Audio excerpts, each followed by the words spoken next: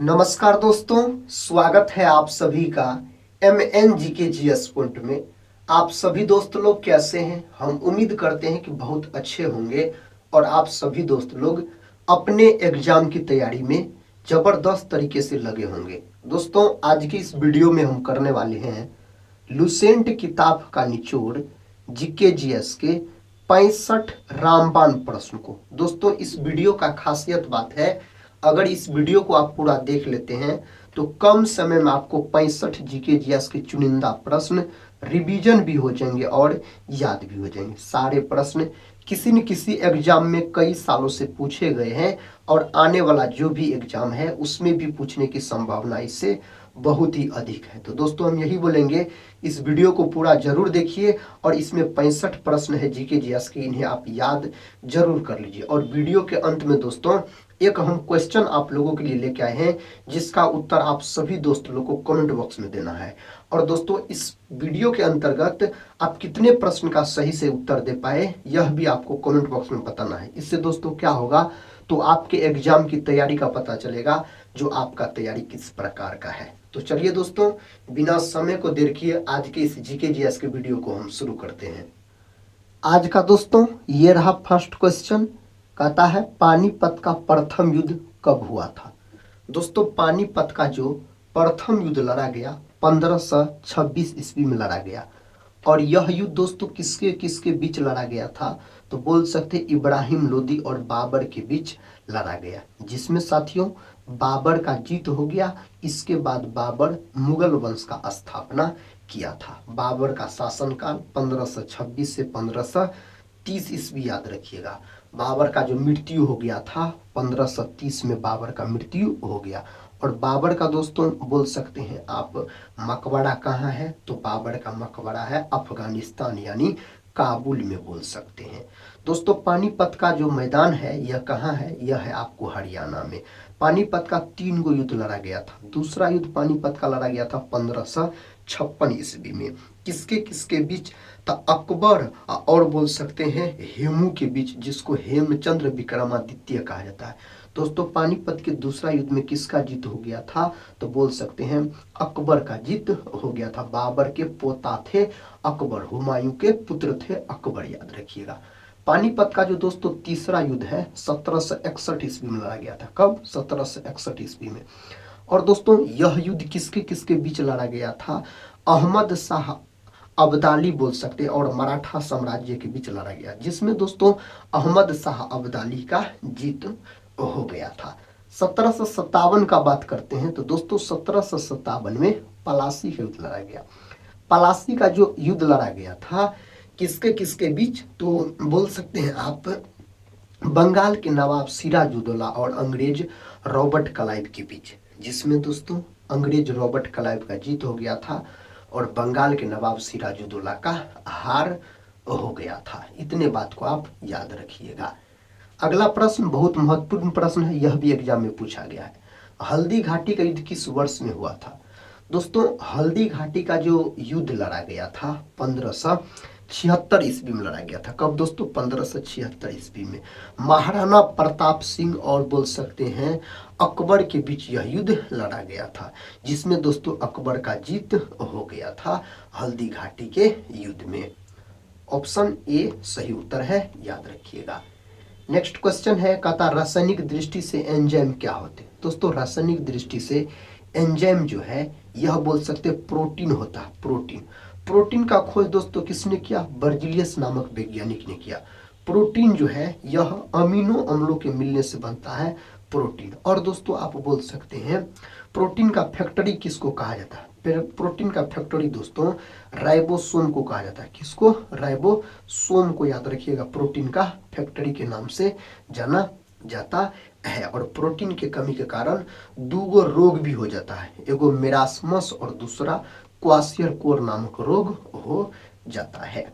Next question कहता है जो भक्त तुकाराम किसके समकालीन थे? दोस्तों, भक्त तुकाराम जो थे यह किसके समकालीन थे? तो जहांगीर के समकालीन थे। दोस्तों, जहांगीर जो है यह किसके पुत्र हो जाते हैं? तो जहांगीर अकबर के पुत्र हो जाते हैं, याद रखिएगा। चित्रकला का स्वर्ण युग, दोस्तों चित्रकला का स्वर्ण युग किसके काल को कहा जाता है? तो बोल सकते हैं आप चित्रकला का जो स्वर्ण युग है यह जहांगीर के शासनकाल को कहा जाता है। ऑप्शन डी सही उत्तर हो जाएगा। प्रश्न का था सबसे हल्का धातु कौन सा है? दोस्तों सबसे हल्का धातु तक पूछा गया है, यहाँ पर सही जवाब है लिथियम। याद रखिएगा सबसे हल्की धातु है लिथियम का प्रतीक Li होता है, परमाणु क्रमांक 3 होता है। सोडियम का दोस्तों प्रतीक पूछा जाए Na बोलिएगा, परमाणु संख्या इसका 11 होता है। पोटेशियम का दोस्तों प्रतीक पूछा जाए तो K बोलिएगा और इसका 19 याद रखिएगा। मैग्नीशियम का दोस्तों पूछा जाए तो Mg बोलिएगा, परमाणु क्रमांक इसका 12 याद रखिएगा। पोटेशियम, लिथियम और सोडियम ये तीनों धातु जो है इसको चाकू से काटा जा सकता है, जिसमें से दोस्तों सोडियम को केरोसिन तेल में डुबाकर भी रखा जाता है। अगला प्रश्न है, कहता है एशिया की सबसे बड़ी घाटी कौन सी है? दोस्तों एशिया की सबसे बड़ी घाटी डांग घाटी है। ऑप्शन ए को जो दोस्त लोग लॉक किए हैं उसका उत्तर बिल्कुल सही हो जाएगा। नेक्स्ट क्वेश्चन दोस्तों कहता तराइन का प्रथम युद्ध कब लड़ा गया था? दोस्तों तराइन का मैदान कहाँ है? तो तराइन का भी मैदान दोस्तों आपको हरियाणा में है। कहाँ है? तो हरियाणा में दोस्तों है आपको तराइन का मैदान। और तराइन का जो प्रथम युद्ध लड़ा गया था मोहम्मद गौरी और पृथ्वीराज चौहान के बीच, जिसमें पृथ्वीराज चौहान का जीत हो गया था प्रथम वाला युद्ध में। तो 1191 में हुआ था। 1192 में दोस्तों तराइन का दूसरा युद्ध हुआ था, याद रखिएगा। दोस्तों 1215 में तराइन का तीसरा युद्ध हुआ था, याद रखिएगा। दोस्तों 1194 में कौन युद्ध हुआ था? आप लोग कमेंट बॉक्स में बताइए अगर आपको पता है तो। अगला प्रश्न है, कहता है जो प्रकृति में सर्वाधिक मात्रा में पाए जाने वाला तत्व कौन सा है? प्रकृति में सबसे अधिक मात्रा में पाए जाने वाला जो तत्व है दोस्तों हाइड्रोजन है। कौन है? हाइड्रोजन है, याद रखिएगा। ब्रह्मांड में सबसे अधिक मात्रा में पाए जाने वाला तत्व पूछा जाए तो हाइड्रोजन। हाइड्रोजन के कितने समस्थानिक होते हैं? तो 3 गो समस्थानिक होते हैं हाइड्रोजन के। और दोस्तों बोल सकते हैं आप हाइड्रोजन का खोज किसके द्वारा किया गया? तो हेनरी कैवेंडिश नामक वैज्ञानिक के द्वारा किया गया था हाइड्रोजन का खोज, याद रखिएगा। हाइड्रोजन को और भविष्य का ईंधन भी कहा जाता है। हाइड्रोजन को आवारा तत्व के नाम से भी जाना जाता है। भविष्य का ईंधन किसे कहते हैं? दोस्तों अभी बताए, इसका सही जवाब हाइड्रोजन हो जाएगा। इसको भविष्य का ईंधन कहा जाता है। कहता है विद्युत हीटर की कुंडली किस धातु से बनी होती है? विद्युत हीटर की जो कुंडली है दोस्तों यह नाइक्रोम का बना होता है। किसका? नाइक्रोम का बना होता है। अगला प्रश्न है सर्वाधिक प्रचुर मात्रा में पाए जाने वाली तत्व कौन सा है? सर्वाधिक प्रचुर मात्रा में पाए जाने वाला तत्व है दोस्तों ऑक्सीजन, याद रखिएगा। क्या है? ऑक्सीजन यहाँ पर बोल सकते हैं। वायुमंडल में सबसे अधिक मात्रा में पाए जाने वाला गैस पूछा जाए तब क्या बोलिएगा आप? तब बोलिएगा नाइट्रोजन, लगभग में 78%। गुलाम वंश की स्थापना किस वर्ष में हुई थी? दोस्तों गुलाम वंश का स्थापना कुतुबुद्दीन ऐबक के द्वारा किया गया था। और कब किया गया था? 1206 ईस्वी में दोस्तों इसका स्थापना किया गया था, 1206 में। गुलाम वंश की स्थापना किसने की थी? दोस्तों कुतुबुद्दीन ऐबक। गुलाम वंश के अगर वास्तविक संस्थापक पूछा जाए, जो वास्तविक संस्थापक गुलाम वंश के, तो क्या हो जाएगा? इल्तुतमिश हो जाएगा। बलबन जो है दोस्तों, बलबन यह भारत में रक्त और लौह की नीति को अपनाया था, बलबन। नेक्स्ट क्वेश्चन है, क्वेश्चन कहता है रेडियम की खोज किसने की थी? दोस्तों रेडियम का जो खोज किया गया मैडम क्यूरी के द्वारा।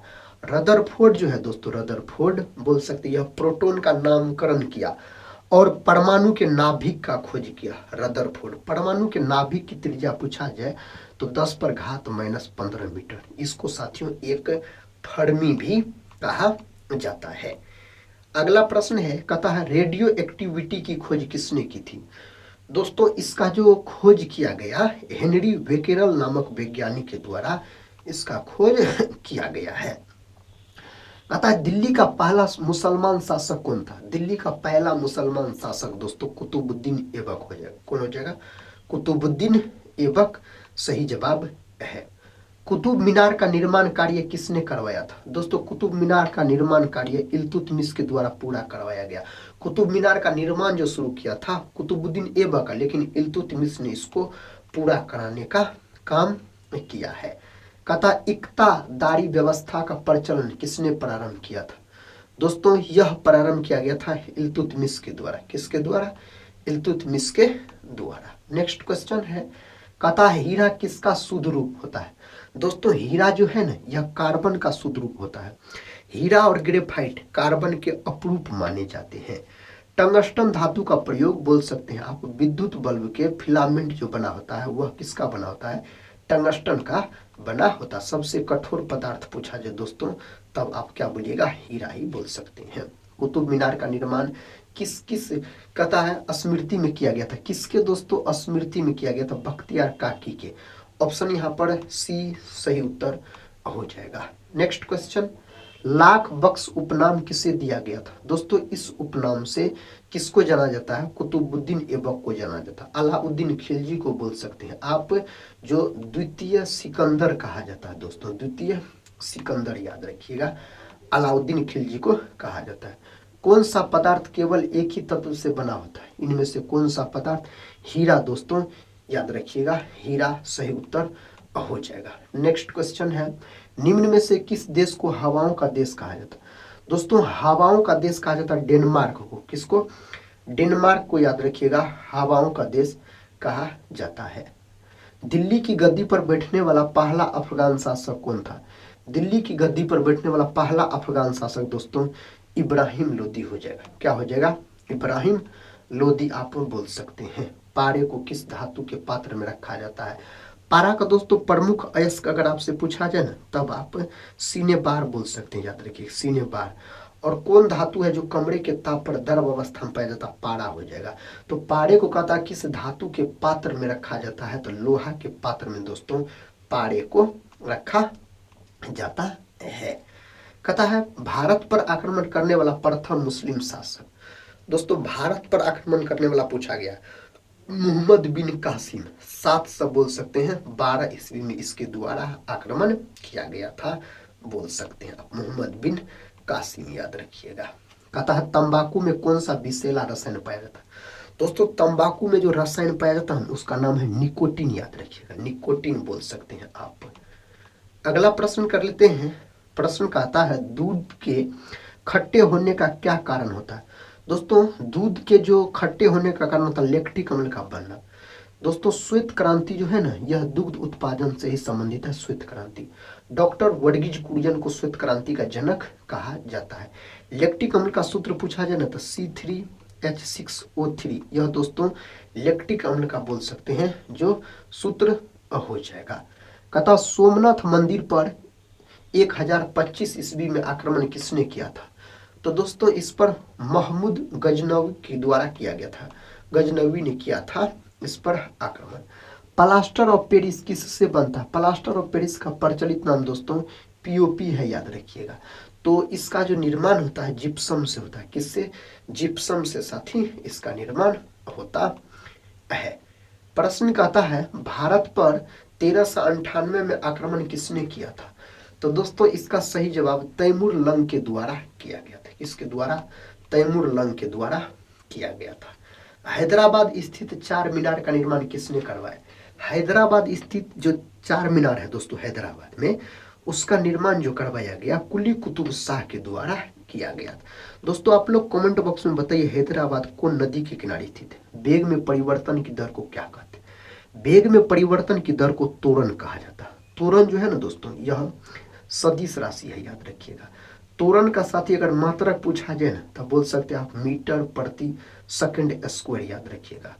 त्वरण याद रखिएगा सूत्र होता है A बराबर V - U/T, बोल सकते हैं आप V - U/T।